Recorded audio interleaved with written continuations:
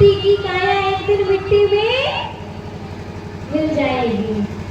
सज धज कर जिस दिन मौत की शहजादी आएगी, सज धज कर जिस दिन मौत की शहजादी आएगी, तो ना सोना तब आएगा ना चांदी आएगी। जिस दिन मौत की शहजादी आएगी उस दिन आपका सब यहीं पे धरा का धरा रह जाए। मिट्टी का तू और सामान तेरे सोने के, ये मिट्टी की काया, और साथ अपन गहरे काय की पहनते हैं, सोने के, सोने का हार, सोने की अंगूठी, है ना? लेकिन सब यही का यही रह जाएगा। तो देखो ये कलश है मिट्टी की, मिट्टी का प्रतीक, मिट्टी।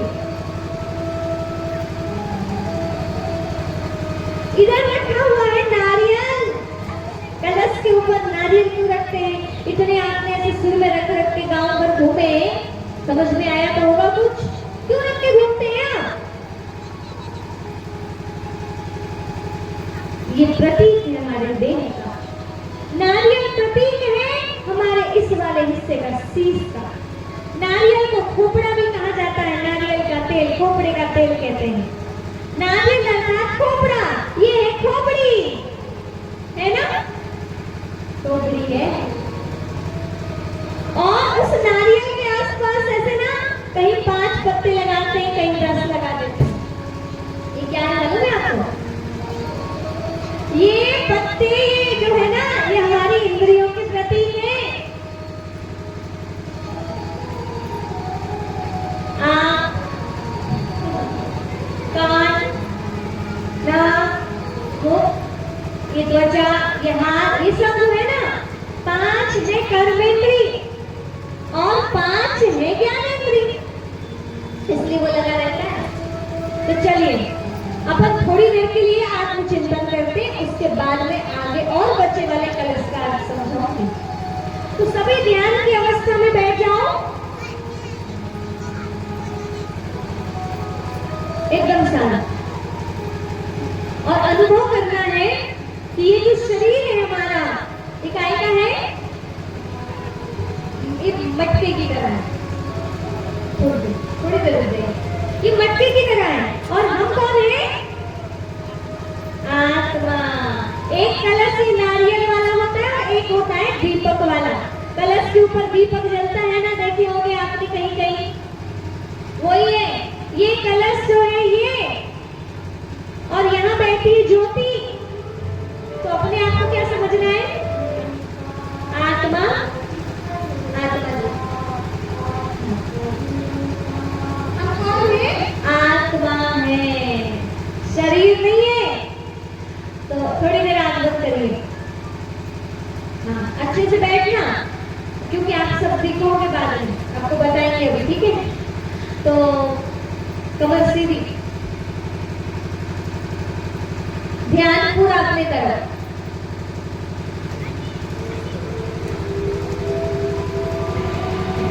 मन और बुद्धि से चारों तरफ से अपने आप को एकाग्र करके अनुभव कीजिए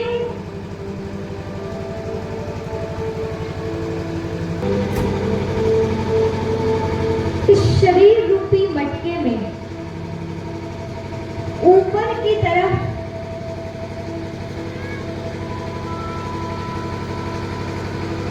ये शीश, और इस शिव में, मस्तिष्क में बैठी है छोटी सी आत्मा। और मैं आत्मा अजर अमर विनाशी, छोटा सा प्रकाश का पुंज है, शांत है, शुद्ध है, पवित्र है। इस माटी के खिलौने में मैं आत्मा खेल रही हूँ। एक छोटा सा गीत बजेगा, सभी बड़े ध्यान से उस गीत को सुनेंगे।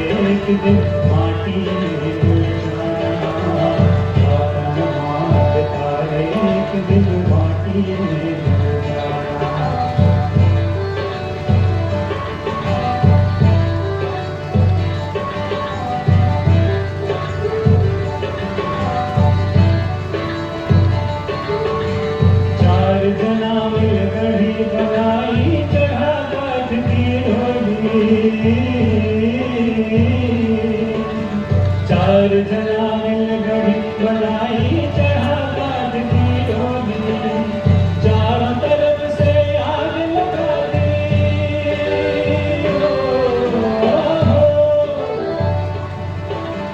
चारों तरफ से आग लगा दी, फूंक दिए जस होली, फूंक दिए जस होली। रातन मात तारे एक दिन माटी में जाना, रातन मात तारे एक दिन माटी में जाना।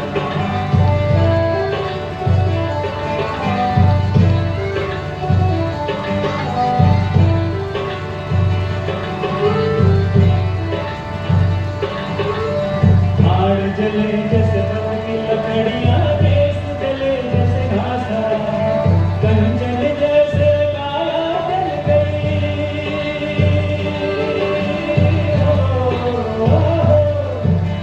कंचन जैसे काया जल गई, कोई न आए पासा, कोई न आए पासा। रातन मात तारे एक दिन माटी में जाना, रातन मात तारे एक दिन माटी में जाना।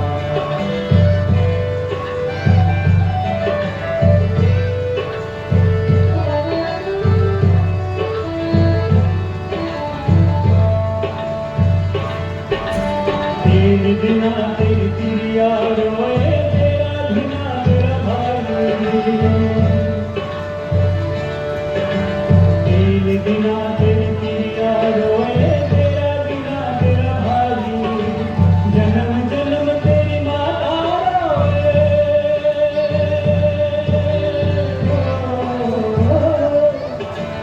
जन्म जन्म तेरी माता रोए।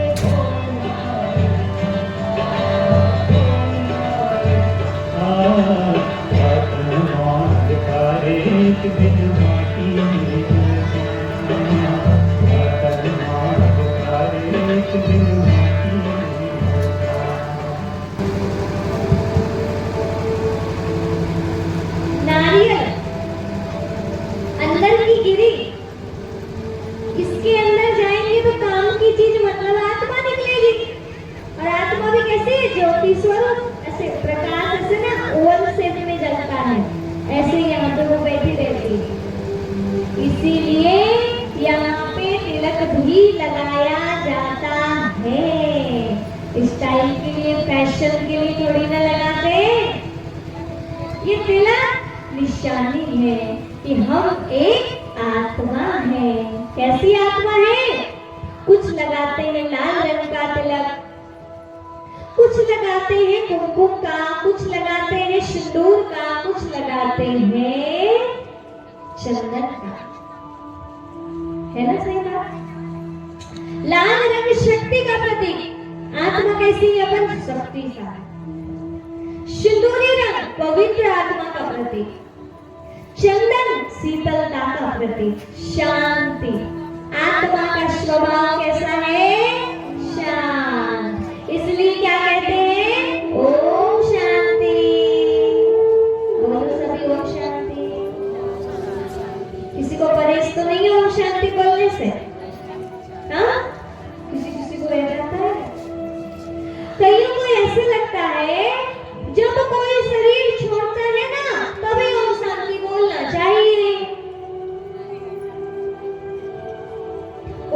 शांति का अर्थ तो सुन लो पहले, तब ओम शांति बोलना चाहिए नहीं बोलना चाहिए ये बात की बात है। हमें अर्थ ही नहीं पता है और ढेर सारी बातें करके रख लेते हैं। कई कहते हैं आप बोलो ओम शांति, हम नहीं बोलते। केवल ओम शांति आत्मा को शांति देने के लिए बोला जाता है। जब कोई शरीर छोड़ता है तब बोलते हैं। नहीं, क्या आपको शांति नहीं चाहिए?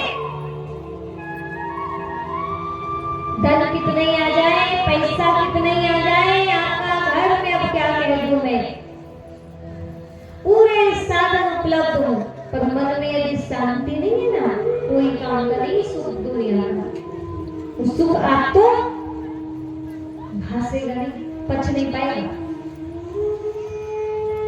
बिना शांति के ये जीवन कोई काम नहीं, कोई काम नहीं। तो शांति की यदि चाह है तो ओम शांति बोलने में क्या दिक्कत है? ओम अर्थात मैं आत्मा। गीता ज्ञान है ये शरीर कपड़ा, मैं एक आत्मा।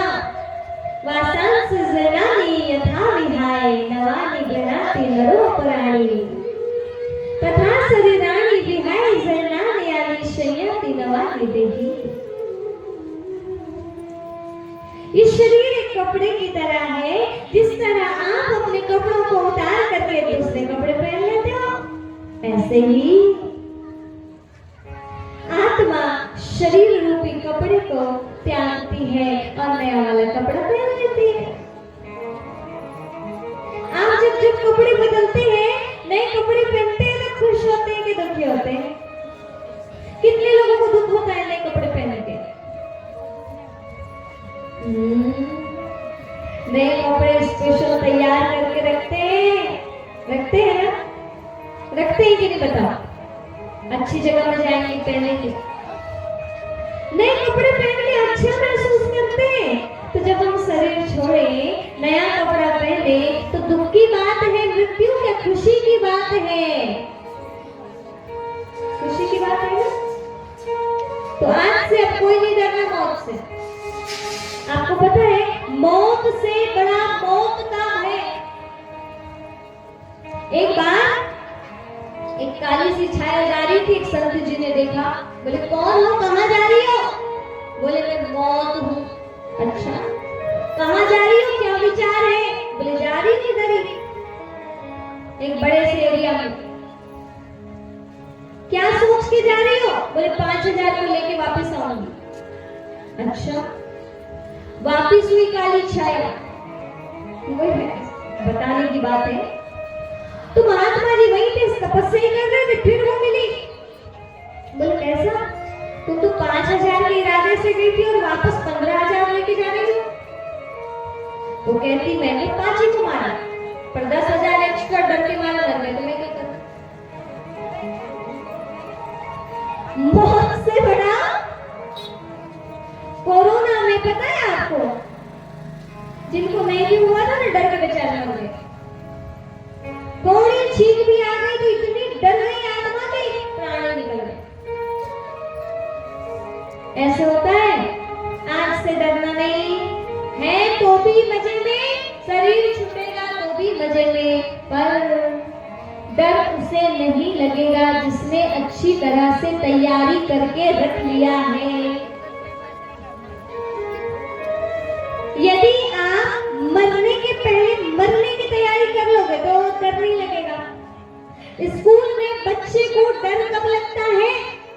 जब वो तैयारी से पढ़ाई करके तैयार नहीं रहता है।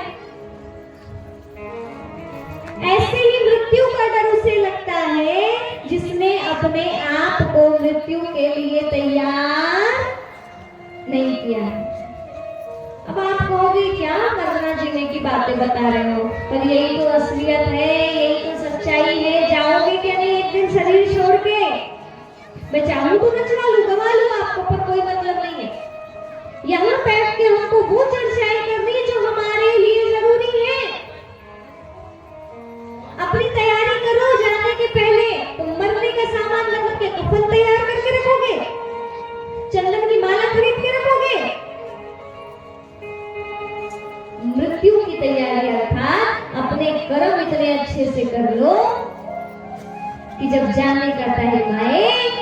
खुशी खुशी हम जा सके। एक बड़ा चतुर व्यक्ति था।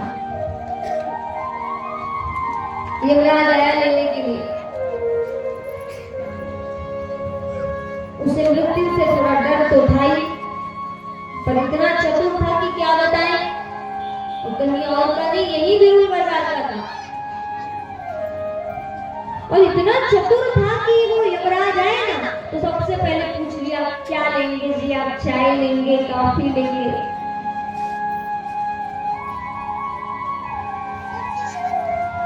तो यमराज ने सोचा, आज तक भैया हमको किसी ने नहीं पूछा, पहली बार कोई पूछ रहा है, तो बोले ठीक है चाय पिला दो।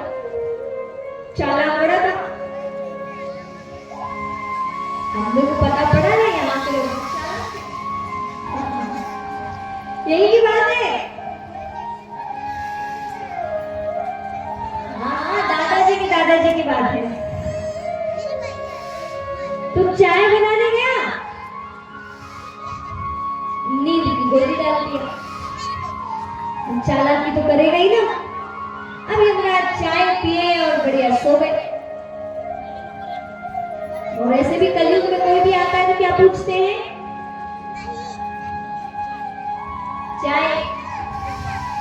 चाय के बिना तो मेहमान नवाजी होती नहीं है।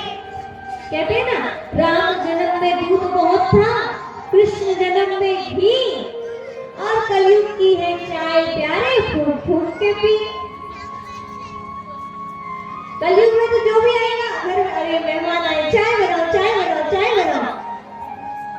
बढ़िया है, सस्ते में काम भी चल जाता है, ज्यादा काम कोई खर्चा। अब जूस पिलाओ तो बात अलग है, चाय पिला देते हैं। तो चाय में डाल दिया नींद की गोली, धर्मराज यमराज को आ गई नींद, आंख खुली तो अरे यार बड़ा आनंद आया तुम्हारी चाय में। अब इसने क्या किया पता है, नींद जब थी तो उस समय फट से डायरी निकाला, कितनों का नंबर है, सबसे ऊपर इन्हीं का नाम था, इसलिए तो इधर आया था। इन्होंने ऊपर का नाम काट दिया, मिटा दिया, और अपना नाम को सबसे नीचे की लिस्ट में डाल दिया, और नीचे वाले का नाम ऊपर डाल दिया। अब बोले, पहली बार किसी ने हमारी मेहमान नवाजी किया है, एक काम करते हैं, आज खाता ऊपर से नहीं पीछे से खोलते हैं। और बताओ क्या हुआ,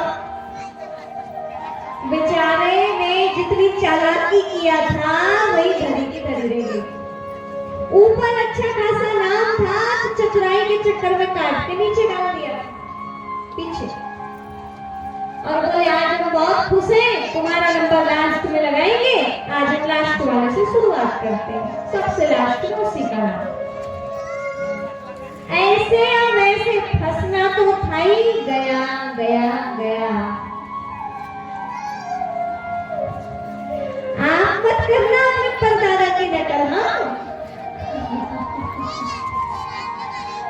तो ये होता है, पर जिसका समय आया है, कितनी चतुराई कर लो वो बचने वाला नहीं है।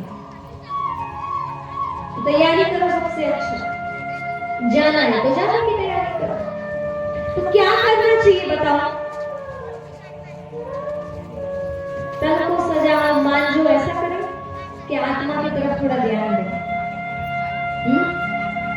आत्मा की तरफ ध्यान देना चाहिए ना, समझो अपन करना उसका म्यूजिक का। अब ये जो है ना समझ की बात, हमारे सनातन धर्म में बने हुए सिस्टम हमें शिक्षा दे रहे हैं। नारियल बार बार कह रहा है, नारियल फोड़ो। जब किसी के जीवन में परेशानी चलती है ना तो पंडित जी के पास में जाते हैं, कोई महात्मा जी के पास में जाता है, वो क्या करते हैं पता, वहां जाके कुछ नहीं, एक नारियल लगता है बस, कहते हैं नारियल लेके जाओ, नारियल फोड़ो, समस्या खत्म। नारियल फोड़ना मतलब क्या? वैसे तो फलों का राजा आम है, लेकिन पूजा पाठ में क्या रखा जाता है? श्रीफल, नारियल,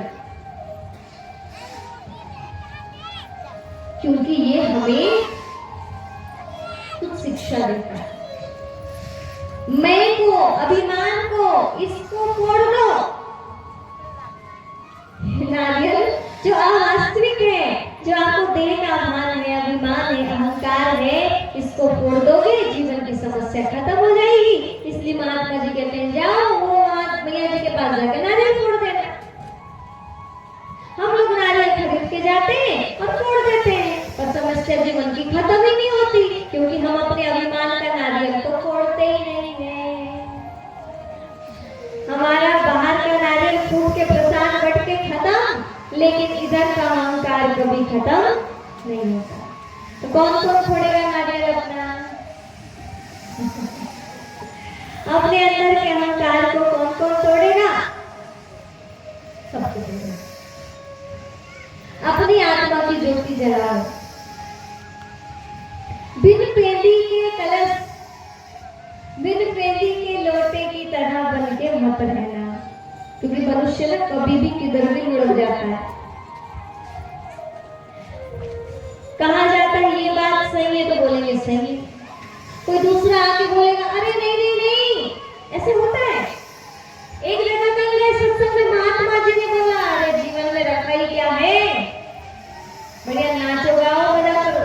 हमने कहा बढ़िया आप भी सही। यहाँ के बैठे हमने कहा थोड़ा शरीर वरिष्ठ से अपने भान को हटाओ, आत्मा समझना शुरू करो, तो आपने कहा नहीं नहीं बात यहाँ भी सही। मतलब पल पल व्यक्ति का जीवन, पल पल व्यक्ति की सोच बदलते जाती है, बदलते जाती है, बदलते जाती है, बदलती है ना। चलो अभी देख लेते हैं कि आप लोग बिना पेंदी के कलश हो या फिर चेक करके देखें। ये वाले कलश को रखने के लिए तो ऊपर रखा गया है, नीचे स्टैंड। ये हमारा प्रतीक है मनुष्य का। तो चलो थोड़ा मैं आपका टेस्ट लेती हूँ। आप पास हो रहे हो कि फेल देखते हैं, पूछ लो कुछ चलेगा? दादाजी लोग बोलिए थोड़ा, कितने आनंद से बैठ के सुन रहे हो, मानना पड़ेगा आप लोगों को। नहीं तो बुढ़ापा में बिना टेका के बैठा नहीं जाता।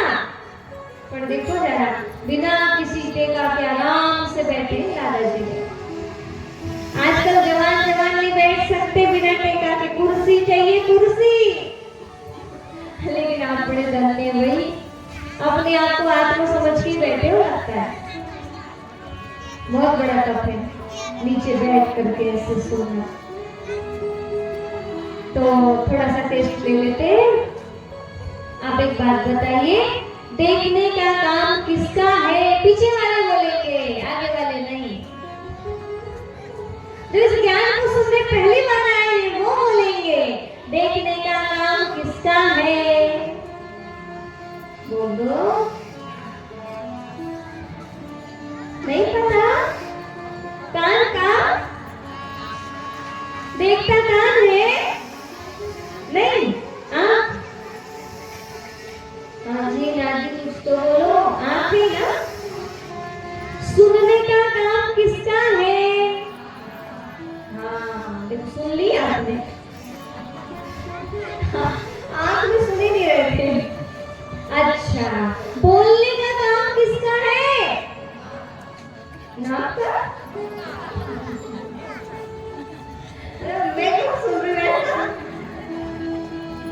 बोलने का काम मुंह का। चलो ठीक है, लगा दे सिर। डन? सही बोला आपने? कितनों को लगता है कि आपने सही बोला? सही तो बोले बहन जी, बचपन से देखते आ रहे, कहानी तो सुनता है, आँख ही तो देखती है। हाँ हाँ मैं मना कहाँ कर रही हूँ। बस एक और दूसरा प्रश्न पूछ लेती हूँ, पूछ लूँ ना? जवाब दोगे तो आपसे पूछूंगी तो मैं काय के लिए इसको खराब करूं, क्योंकि भैया बहुत एनर्जी लगती है बोलने के लिए, ज्यादा बोलना भी नहीं चाहिए। आप कहेंगे आप तो सबसे ज्यादा बोल रहे हो, नहीं नहीं, जरूरत है तो बोलो, नहीं तो शांत रहा करना, मौन रहा करना, ठीक है। उत्तर दीजिएगा। आपने कभी कोई अर्थी को देखा है डेड बॉडी? हाँ ना, डेड बॉडी देखिए, देखिए क्या उसमें आंख नहीं होती? क्या कान नहीं होता? क्या वो नहीं होता? आंखें भी होती हैं, कान भी होता है, मुख भी होता है ना, होता है ना।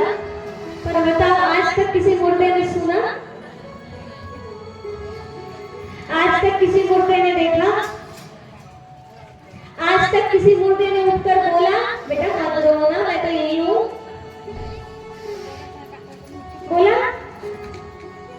मुर्दे में आंख है, कान है, नाक है, मुंह है, हाथ है, पैर है, पर कभी मुर्दा आंखें भी खुली हो ना तो मुर्दा देखता नहीं। कई लोग शरीर छोड़ते ना, ऐसे कहा जाता है आत्मा ऐसे आंखों से निकल गई तो आंखें खुली रह जाती, हाँ ऐसा होता है। तो अब उनकी आंखों को किसी ने उस समय देखा नहीं तो वो खुली की खुली रहेगी, शरीर वैसे ही रहेगा, ठंडा हो गया। तो आंखें खुली रहती हैं पर वो आंखें देखती नहीं है, कान भी खुले रहते हैं पर वो कान सुनते नहीं है, मुख भी रहता है पर वो मुंह बोलता नहीं है। बोलो राधे राधे। आत्मा राधे आत्मा का प्रतीक है, ये कथा मैं आगे बताऊंगी आपको, इसलिए राधे राधे बोलवाया। जोर से बोलो राधे राधे, अच्छे से आवाज भी आई, राधे राधे। एक है बरसाने की राधा रानी और एक है आत्मा रूपी राधा रानी। तो चर्चा आपकी चल रही है इसलिए राधे राधे तो बनता है। अब मेरे को बताइए, मुर्दा है, आंख है, नाक है, कान है, पर क्या देखता सुनता बोलता है? अब बताइए देखता कौन है? अभी क्या कहा थोड़ी देर पहले, आंख देखती है, अब कौन देख रहा है? आत्मा देखने लगी। अच्छा, सुनता कौन है? जोर से बोलो। कान सुनता तो मुर्दा भी सुन लेता, नहीं सुनता क्या? तो सुन कौन रहा है? आत्मा कानों से सुनती है, आत्मा आंखों से देखती है, आत्मा मुंह से बोलती है। समझ में आई बात? अब कोई पूछे तो क्या बताओगे? अच्छा, शरीर आंख देखती है बोलोगे कि आत्मा देखती है बोलोगे? हाँ, आत्मा देखती है, ठीक है, याद रखना। तो लुढ़क गए ना आप सभी, हो ना बिना पेंडिंग वाले? हाँ ऐसी बात है, थोड़ी देर पहले इधर में अभी लग गए। मनुष्य का जीवन ऐसे। तो देखो हर दिन अपने को एक विशेष काम करना है, अपना आत्मा रूपी दीपक जला रहना चाहिए। देह के दीप में प्राणों की ज्योति काल जलाए और काल बुझाए। ये देह का दीप है, मिट्टी का दीपक वैसे उसमें बाती रहती है, ज्योति जलती है, ऐसे आत्मा ज्योति है, वो यहाँ पे जलती रहती है। नारियल में 3 आंख रहती है, 2 खुली 1 बंद। ये है खुली वाली आंख, एक है ये वाली तीसरी आंख, ये तीसरी आंख। ये आंख ज्ञान का नेत्र है, समझ की आंख है। ये कब खुलती है? जब ज्ञान मिलता है तब खुलती है।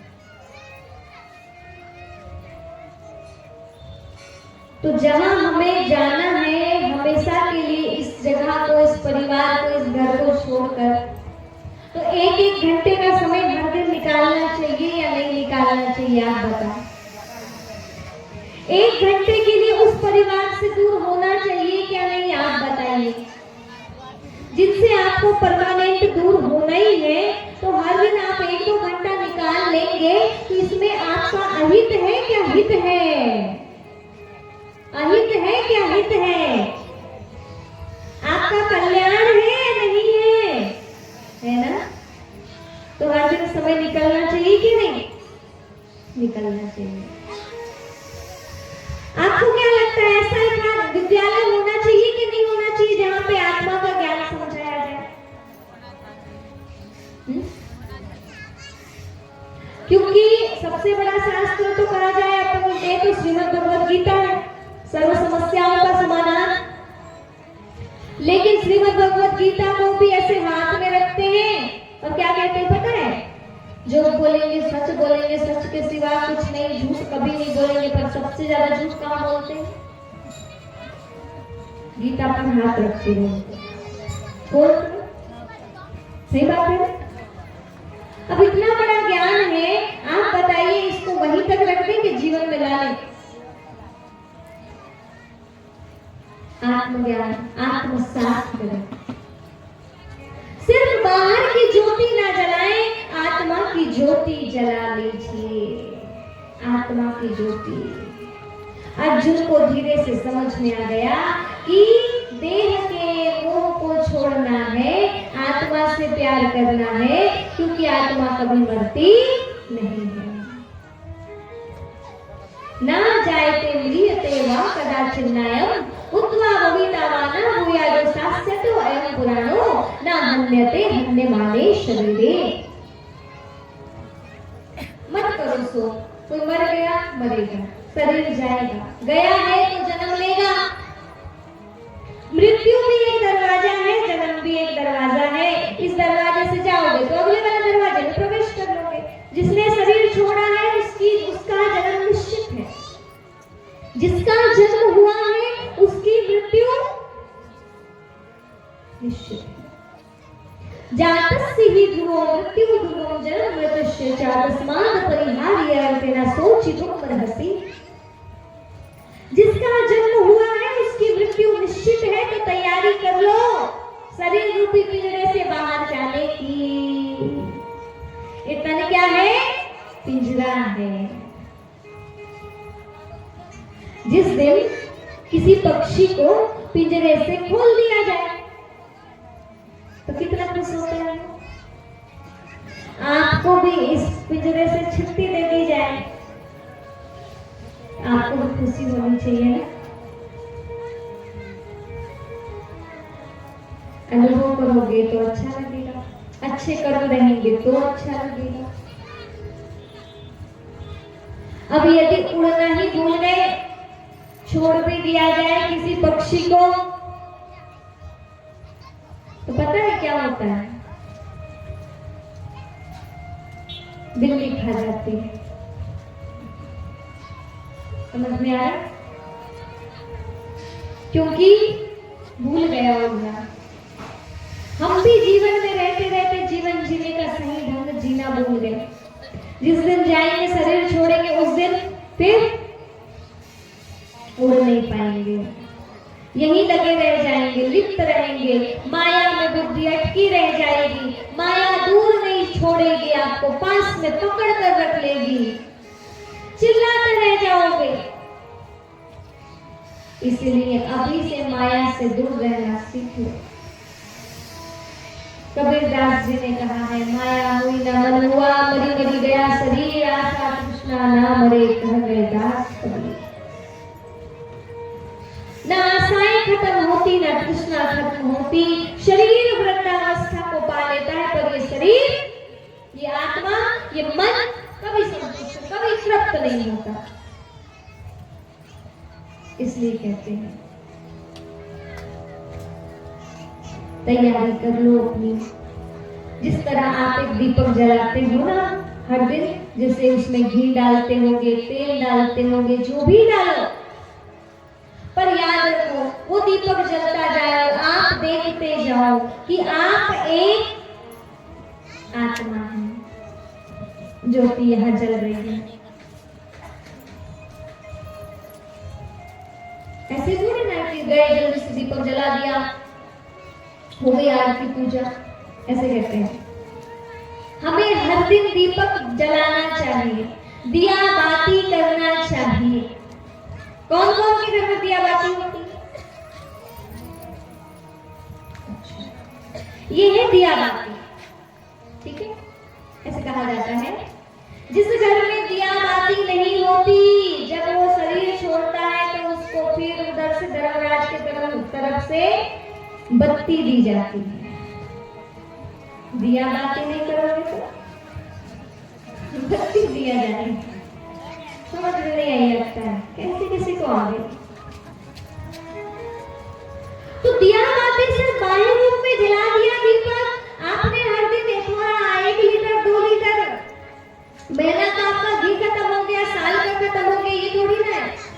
दीपक जलाने का मतलब ये है, परंपरा से चला आ रहा है ये सिस्टम कि हम उस दीपक को जलता देखें और हम भी शांत बैठ जाएं, उस ज्योति में अपने आप को एकाग्र करें और थोड़ी देर आत्मचिंतन करें। 10 मिनट, 15 मिनट, आधा घंटा, मैं एक आत्मा ज्योति हूं, इस देह के दीप में बैठी हूं। ये करोगे ना तभी आपकी दिया बाती सफल होगी। अन्यथा एक कहानी है महात्मा जी की, सुना होगा आपने, बिल्ली वाली। पता है आपको कैसे चल रहा है? बताती हूँ मैं आपको थोड़ी सी। महात्मा जी ने बिल्ली पाला था और वो बिल्ली जो थी ना बड़ी प्रिय थी, पर महात्मा जी के घर में सुबह शाम 1-1 घंटा पूजा होती थी। 1-1 घंटे टोकने रहते ना जाली वाले। अब बच्चों ने भी यही देखा और यही सीखा। क्या सीखा? पूजा होती है तो बिल्ली को ढाका जाता है, ढाक दिए। महात्मा जी शरीर छोड़ गए, कुछ दिन बिल्ली चली, वो बिल्ली भी शरीर छोड़ दी, उम्र तो जाती सबकी। बिल्ली भी तब तक ढाक ढाक के पूजा करते थे, वो गई तो फिर बाजार गए खरीदने के लिए बिल्ली। चारों तरफ आवाज फैली, महात्मा जी का बेटा बिल्ली खरीदने आया। बिल्ली क्यों भाई, क्यों चाहिए बिल्ली? बोले पूजा में बिल्ली लगती है। अच्छा, ये कौन सी पूजा है? महात्मा जी के घर में बिल्ली लग रही, मतलब तो पूरे गांव को बिल्ली खरीदना पड़ेगा पूजा करने के लिए, है ना? कथा है ना, वो ये है कि बिल्ली खरीदने गए, बिल्ली लेके आए, पूछा किसी ने तो बोले भैया हमको पूजा में लगती है, हमारे पिताजी भी बिल्ली ढाक के पूजा करते थे, हम भी बिल्ली ढाक के पूजा करते हैं, आपको भी करनी चाहिए। हाँ, पूरी चर्चा पूरे क्षेत्र में फैल गई, महात्मा जी को बिल्ली लगती है पूजा के लिए, बिल्ली लगती है, क्या करें? महात्मा जी के पुत्र को नहीं पता था कि बिल्ली क्यों लगती है। महात्मा जी के परम मित्र थे, उनके कान में भी आवाज गई, वो आए उस घर में, बोले बेटा कैसा, मैंने सुना है कि आप बिल्ली खरीदने गए थे। बोले हाँ कल। पिताजी थे ना तब तक तो बिल्ली थी, पर पिताजी कहते उस दिन में बिल्ली भी गुजर गई। अब बिना बिल्ली की पूजा कैसे होगी? तो बोले बेटा किसने बताया है कि बिल्ली जरूरी है पूजा करने के लिए? सुनिएगा ध्यान से। महात्मा जी के बेटा बोले हमारे पिताजी को हमने ऐसे ही देखा तो हम भी तो वही करेंगे ना, जो परंपरा से चला आ रहा है, जो दादा ने किया वो पुत्र करेगा, जो पुत्र ने किया वो आगे की पीढ़ी करेगी। तब जाके अंकल बताए बेटा बात ऐसी है, तुम्हारे पिताजी को बिल्ली का शौक था और बात ऐसी है कि पूजा करते समय वो बिल्ली डिस्टर्ब करती थी। घी लगता था, चोट जलती थी तो वो घी की महक में अपने आप को रोक नहीं पाती थी, दिया बुझाने की कोशिश करती थी, घी की बाती लेके भागने की कोशिश करती थी। तो बिल्ली को पहले एक टोकने से ढक देते थे, जालीदार टोकने से, फिर पूजा पाठ संपन्न हो जाता था, फिर बिल्ली को छोड़ देते थे। अब इतना दिमाग कहाँ लगा था बेटा? बेटा सोचा पूजा में हमारे घर में बिल्ली ही लगती है। जब पता पड़ा कि बाबा बात ऐसी है, टोकना ढकने का नियम इसलिए है कि वो दिया ना बुझाए, दिया ना बुझाए। पर बेचारा टोकना भी खरीदा, बिल्ली भी खरीदा। ऐसे ही हम लोग ये भी लाते हैं, वो भी लाते हैं, वो भी लाते हैं, पर क्यों लाते हैं, क्यों करते हैं, हमें पता ही नहीं होता। आपको पता है? जब ज्ञान आया ना, 1,00,000 श्लोक उनको बांटा गया, 80,000 श्लोक बनाए गए हैं कर्मकांड के। ये कर्मकांड हमको अध्यात्म तक जोड़ता है, एक माध्यम है। 16,000 श्लोक है उपासना कांड के, 4,000 श्लोक है ज्ञान कांड के। ज्ञान कांड मतलब जिसमें ये सब सिस्टम करने की जरूरत नहीं है, डायरेक्ट आत्मा को ईश्वर से जोड़ना है। उपासना कांड तप करके, थोड़ा उपासना, ये परहेज वरहेज करके ऐसे। लेकिन कर्मकांड, कर्मकांड मतलब दीपक जलाना पड़ेगा, कलश में रस्सी बांधना पड़ेगा, कलश में पत्ते रखना पड़ेगा, एक कर्मकांड में आता है। तो कर्मकांड क्यों था? यहाँ तक पहुंचाने के लिए। फूल चढ़ाओ, अगरबत्ती जलाओ, क्यों? एक तो वहां का वातावरण अच्छा बनेगा अगरबत्ती से, पुष्प से। दूसरा, पुष्प को कहा जाता है सुमन, अर्थात स्वयं को, ध्यान से सुनना, स्वयं को, अपने मन को श्रेष्ठ बना के ईश्वर पर स्वयं को समर्पित कर दो, ये है सुमन। पुष्प हमेशा ताजे चढ़ाए जाते हैं, कभी भी बासे पुष्प प्रभु को अर्पण नहीं किए जाते। क्यों बोलो? चढ़ा सकते हैं बासे पुष्प? कभी चढ़ाते हैं? मुरझा गया, कैसे चढ़ाएंगे? इसका भी अर्थ है, कई लोगों को लगता है ये भगवान की शरण में जाना, ये थोड़ा ज्ञान योग तप अध्यात्म के तरफ जाना, ये बुजुर्गों का काम है। अच्छा, बुजुर्गों का काम ऐसे कहा जाता है? आप बताइए, बुजुर्गों का काम है कि युवा और बच्चों सबका काम है?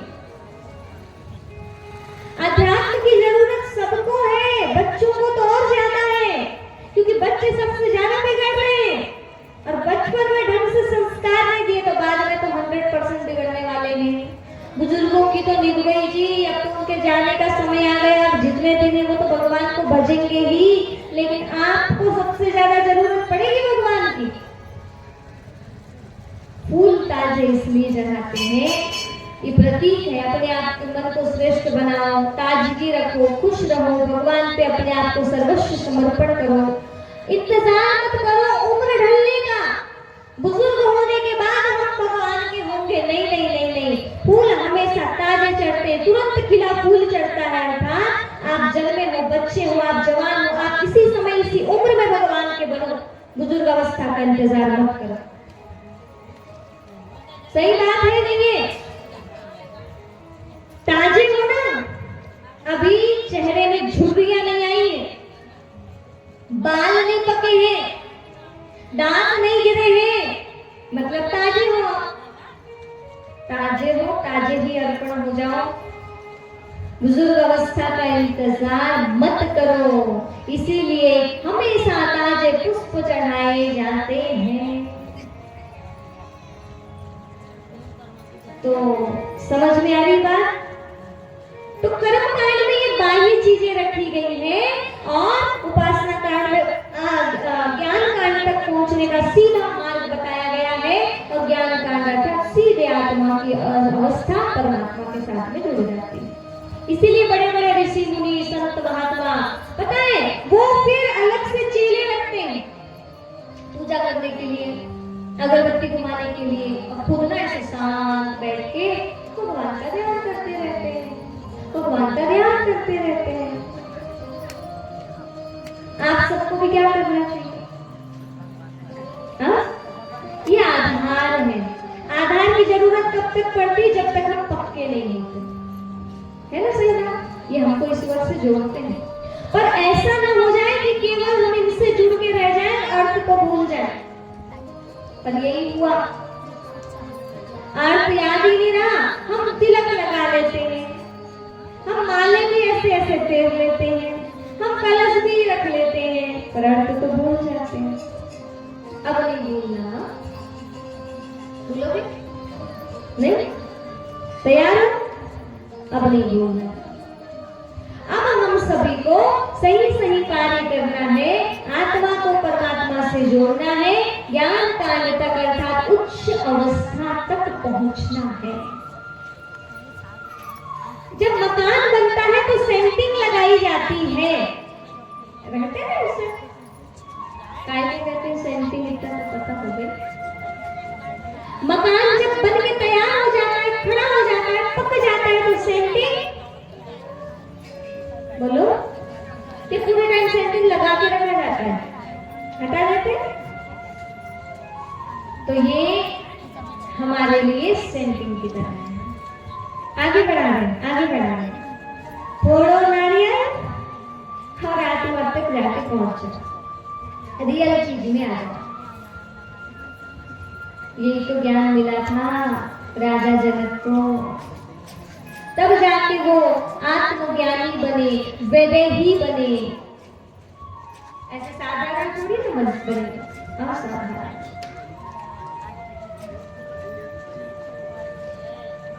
ऐसे कई महात्मा हुए, ऋषि हुए, मुनि हुए, जिनको मृत्यु से कभी डर नहीं लगा। ये कहानी कई बात के लिए भारत की कहानी। राजा जनक जी का थोड़ा सा आपको मैं प्रश्न बताती हूँ, फिर पूरा करते हैं, ठीक है? राजा जनक जी ने एक दिन स्वप्न देखा, पड़ोसी राजा ने आक्रमण किया, हार गए और अपनी जान बचा के भागे। जंगल जंगल भूख लगी थी, एक कुटिया देखी, एक बूढ़ी माता निकली, बोले कुछ खाने का दे दे। वो बूढ़ी माता ने जैसे तैसे अनाज दिया, अनाज को पत्तल में लिया और खाने ही वाले हैं, उतने में ही जंगल में कुछ जीव दौड़ते दौड़ते आए, और दौड़ते दौड़ते आएंगे तो धूल है, ये है, वो है, वो तो पूरा ऐसे बैठे बसते, पूरा भोजन खाने लायक नहीं बचा, धूल मिट्टी एक हो गया। जैसे धूल मिट्टी एक हुआ, आंखें खुली तो ना भिखारी देखा उन्होंने अपने आप को, ना जंगल में देखा, अपने आप को राजमहल में पाया। और जब राजमहल में पाया तो क्या हुआ? उस सोच में पड़ गया, जो मैं अभी देख रहा हूँ वो हकीकत है, या जो मैं सपने में देख रहा था वो हकीकत है। अपन तो कई सपने देखे पर कभी नहीं सोचते हैं ना कि वो सच्चाई है कि ये सच्चाई है। आपको पता है क्या सच्चाई है? वो स्वप्न आंख बंद होती है तो दिखाई देते हैं, है ना? और ये जीवन भी स्वप्न है। आंख ऐसे बंद किए, स्वप्न लोक में चले गए, स्वप्न देख रहे हैं। वो स्वप्न होता है कुछ घंटे का, और ये स्वप्न होता है कुछ साल का। ये जीवन भी तो सपना ही है। सपना देख रहे हो? सपना कुछ भी अपना नहीं है। बच्चे, परिवार, ये वो सब सपना। किसी का 60 साल का, किसी का 70 साल का, किसी का 80 साल का, सपना ही है। वो है कुछ मिनट और घंटे का, ये है कुछ लंबे वर्षों का। वो सपना कब टूटता है? जब आंख खुलती है तब वो सपना टूट जाता है। और ये सपना कब टूटता है? जब आंखें बंद होती हैं तब ये वाला सपना टूट जाता है। दोनों सपने हैं, दोनों टूटते हैं। पर एक खुलती है आंख तब टूटता है, और एक आंख बंद होती है ना, मीन्स मृत्यु होती है ना, तब जाकर के खुलता है, टूटता है। तो महात्मा जी मेरा जो है जनक जी, उन्होंने सभा लगवा लिया, बड़े बड़े ऋषि मुनि महात्मा वहां आ गए। बस 5 मिनट के बाद आपको छोड़ देते हैं, घर भी जाना है शायद आपको, है हाँ, तो कल से और जल्दी आए, क्योंकि अपन तो भैया नॉन स्टॉप 10-10 घंटा चला लेते हैं प्रवचन। अब आप ही कि हम आप नहीं बैठ सकते थे, तो उस हिसाब से थोड़ा जल्दी करना। तो हुआ ये कि राजा जनक ने महासभा लगाई, बड़े बड़े महात्मा आए, कोई कुछ बता रहा है, कोई कुछ बता रहा है, पर एक ने भी संतुष्ट जनक उत्तर नहीं दिया, संतोषजनक उत्तर नहीं दिया। तभी राजा जनक कहते हैं, इतनी बड़ी विद्वानों की सभा, क्या मेरे राज्य में एक भी ऐसा विद्वान नहीं है जो मेरे प्रश्न का सही उत्तर दे सके? तभी वहां पे अष्टावक्र जी खड़े हो गए, और अष्टावक्र जी जैसे ही खड़े हुए पूरी सभा हंसने लगी। पता है क्यों? क्योंकि अष्टावक्र जी 8 जगह से बड़े हुए, उम्र भी कम, 14-15 साल। तो सबको हंसी आ रही है, उम्र का ठिकाना नहीं, और ज्ञान देने के लिए खड़ा हुआ। दूसरी बात की हंसी आ रही, शरीर तो देख ले 8 जगह से बड़ा हुआ। अब सब महात्मा हंसे, अष्टावक्र जी भी जोर जोर से हंसे। राजा जनक को समझ में नहीं आया इतना क्यों हंस रहे हैं, पर समझ गए कि ये इसके शरीर को देख के हंस रहे हैं। राजा जनक जी पूछे अष्टावक्र जी से, अष्टावक्र जी आप क्यों हंस रहे हो? मैं तो समझ गया कि आपके देह को देख के हंस रहे हैं। अष्टावक्र जी कहते हैं, मैं भी इनके ही दृष्टिकोण को और इनको देख के हंस रहा हूँ। बोले मैं समझ रहा था कि यहाँ तो विद्वानों की सभा लगी है, पर अब पता पड़ा कि ये विद्वानों की सभा नहीं है। किसकी सभा है? चमारों की। सीधे क्या बोल दिया? क्या बोल दिया? चमार। अब जो ऐसी चमार का है तो सबके सब शांत हो गए, हमें चमार के दिया। पता है चमार किसे कहते हैं? चमड़े के धंधे करने वाले को चमार नहीं कहते हैं। किसको कहते हैं? उसे तो चर्मकार कहते हैं। जब देह को देखे ना और देह को देखकर उपहास करे ना, उसे चमार कहा जाता है। जिसे चमड़ी का ही भान रहता है वो वास्तव में चमार। तो बोले मैं समझ रहा था विद्वान की सभा है, आप पता पड़ा ये विद्वान नहीं, ये तो चमार की सभा है। अष्टावक्र जी की ऐसी बात को सुनकर राजा जनक जी बोले, जिसकी भी वो सभा, मुझे मेरे प्रश्न का उत्तर दो तो ज्यादा अच्छा। प्रश्न का उत्तर दिया गया। अष्टावक्र जी बोले, महाराज अभी थोड़ी देर बैठ जाइए, थोड़ी देर की बात करिएगा, शांति से सुन लो, उधर ही ले चले। क्या है? अष्टावक्र जी बोले, क्या बोले? जो आप देख रहे हैं ये भी सत्य है, जो आपने देखा वो भी सत्य है। बोले ऐसा कैसे? फिर बताते हैं। देखिए महाराज, आप जिस समय देख रहे थे कि आप एक भिखारी हैं, वही आप अभी देख रहे हैं कि आप एक राजगद्दी में बैठे हुए राजा हैं, ये भी आप हैं। उनको समझ में नहीं आया, तो फिर बताया कि महाराज स्वप्न देखने वाली आत्मा, अभी आप बैठ करके हमको देख रहे हो, आप एक आत्मा। तो आप स्वप्न देख रहे थे तब भी आप थे, अभी भी आप हो। आप कौन हो? तो बोले आप एक आत्मा हो। सत्यता क्या है? वो सच्चाई है, ये सच्चाई। बोले दोनों सच्चाई। बस इतना सा बता दिया। वो है कुछ मिनट का सपना, ये है कुछ साल का सपना। राजा जनक जी को बोध हो गया, उन्हें ज्ञान की प्राप्ति हुई। बहुत लंबी है अष्टावक्र गीता, कभी समय मिले तो जरूर सुनाएंगे, पर अभी तो नहीं है, इसीलिए बता दें आपको। राजा जनक को बोध हुआ, बहुत बड़े ज्ञानी बने, आत्मदर्शी बने। बड़े बड़े साधु महात्मा नहीं, जो नहीं समझ सके वो उन्होंने समझ लिया, राज्य कार्य करते रहे पर कभी भी उसमें लिप्त नहीं हुए। सदा ध्यान रखा कि आत्मा रूपी ज्योति बुझना नहीं चाहिए। तो ये शरीर क्या है?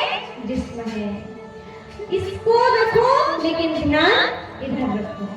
इसलिए कहते हैं मैं और मेरा यार एक बस्ती में रहते थे, ये और ये, पर नियति का अजब खेल जो दर्शन को तरसते थे। एक दूसरे की कभी मेल मिलाप नहीं होता। वो तो अब जाके देखो, आपको पता होगा जिस दिन आत्मा निकली उस दिन ये शरीर खत्म किया। एक ऐसा इत्तेफाक देखा कि रूह और जिस्म संग संग रहे पर कभी रूबरू नहीं हुए, कभी नहीं हुए। ये है हाड़ मांस की देह और ये है आत्मा। तो दोनों का ध्यान दीजिएगा, आत्मा का भी और शरीर को भी स्वस्थ रखिएगा। तो आगे की जो बातें हैं वो सुबह भी आपको थोड़ी बताई जाएंगी। आत्मा क्या, कैसे काम करती है, ध्यान कैसे करना है क्या नहीं? अभी तो इतना समझ लो कि आप सब कौन? आत्मा। आत्मा आत्मा भाई है। ज्योति बिंदु आत्मा किसकी है? भगवान की। जिस दिन इसे ज्ञान हो जाता है उस दिन सारा जीवन अच्छा बन जाता है, खुशी में झूम उठता है। तो कोई पूछे तो क्या बताओगे आपका नाम? आप कौन है? अंत चल रहा है, लास्ट प्रेशर पे पहुंच गए। अब बता दो सही से, आप कौन हो? कितने लोग कहते हैं कि आप एक आत्मा हो? हाथ खड़े करो। आत्मा हो? ये शरीर है ना। आपका वास्तविक परिचय, आप एक आत्मा हैं। पर कोई पूछे तो मत बोलो, घबरा जाएंगे। एक बार एक प्रवचन चल रहा था, रात का प्रोग्राम था। कुछ माताएं बढ़िया सफेद कपड़े में आटो में बैठ गई। अब वहां बैठ के बात करने लगी, तुम भी आत्मा, हम भी आत्मा। अब आटो वाला घबरा गया। समझ रहे हो? एक तो सफेद कपड़ा, दूसरा आत्मा आत्मा। अरे भाई आप भी आत्मा हो, हम भी आत्मा है। दूसरे दिन का आत्मा का ज्ञान सुन ली तो तीसरे दिन जा रहे थे आटो में बैठ के। वो बेचारा छोड़ के भाग गया। तो बताने में तो खैर जो है वो बताना, पर ये ज्ञान बोलने का नहीं, अनुभव करने का है। शरीर की दृष्टि से नहीं देखना, ये नहीं, आत्मा। हिंदू मुस्लिम सिख ईसाई आपस में है भाई भाई। किसी से लड़ाई नफरत द्वेष ना नहीं बचेगा, पता है आपको? क्योंकि हम सब एक पिता की संतान हैं। आपके भी पिता वही है, मेरे भी पिता वही है। शरीर के पिता अलग हो सकते हैं, आपके शरीर के पिता हो सकते हैं राम श्याम घनश्याम, लेकिन आत्मा के पिता एक ही है। आपके भी वही, मेरे भी वही। आप में और मुझ में अंतर नहीं। हमारा घर एक है ऊपर। इधर एक चित्र लगा है, इस साइड दिख रहा है क्या किसी को? दिख रहा है? क्या देखा आपने उसमें? एक है हड्डी मांस का पुतला, दिखा? हाँ, और एक तरफ है शरीर, उस चैतन्य आपके जैसे। हाँ, आपके बेटा जैसा। अब ये जो है ना, ये जो शरीर है, आत्मा जिस दिन निकलेगी तो हड्डी मांस का पुतला बन के बच्चा रहेगा, इससे ज्यादा कुछ भी नहीं। तो ध्यान रखो, इसके निकलने के बाद ये हड्डी मांस का पुतला है, सारी वैल्यू इसके कारण है। तो आपस में ना ऐसे नजर रखना, हर एक आत्मा है, हर एक आत्मा है। अभी आपको तिलक लगाया गया ना, ऐसे सब आकर के छोटे छोटे बच्चों ने लगाया। किस लिए लगाया? आप एक आत्मा हो इसलिए लगाया। तो आप सभी आत्मा हैं, इस बात को ध्यान रखना। बोलना भले शरीर का नाम अलग होता है ना, बट आत्मा का कोई नाम, आत्मा तो आत्मा है। कैसी है आत्मा? ज्योति बिंदु है आत्मा, है ना? हाँ, तो ध्यान करें तो कैसे करना चाहिए? मस्तिष्क के बीचों बीच में स्वयं को एकाग्र करो। मैं एक छोटा सा ज्योति बिंदु हूँ, तो बड़े प्यार से भगवान को याद करना है। चलो करें याद। छुट्टी कर दें आपकी? कर दें? नहीं, अरे बाप रे। बाकी तो जाना है। हाँ। तो सही बात है, जाके जल्दी कार्य कीजिएगा, पर हड़बड़ी भी नहीं करना। 5-6 दिन की बात है ना? घर में थोड़ा शांति का माहौल बना के रखना, लड़ना झगड़ना कोई नहीं। आत्मा आत्मा भाई भाई। कोई कुछ बोलेगा तो मुस्कुरा देना, हाँ? लड़ाई नहीं करना। वातावरण अपने गांव का जब तक भागवत कथा चल रही तब तक तो बहुत अच्छा होना ही चाहिए, बाद में भी होना चाहिए। तो चलो ध्यानस्थ अवस्था में बैठ जाइए।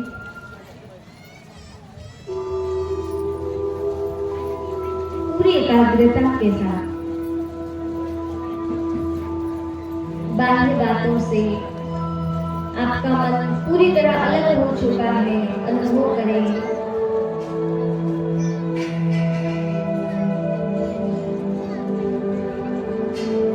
इस देह रूपी कपड़े में आत्मा रूपी रथी, जिसके जाने के बाद ये शरीर अरथी बन जाता है। मैं आत्मा रथी अर्थात चालक बैठी हूँ।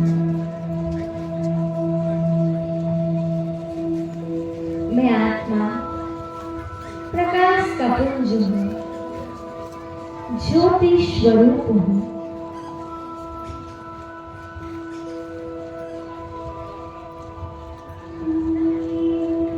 सर्वशक्तिमान की संतान हूँ।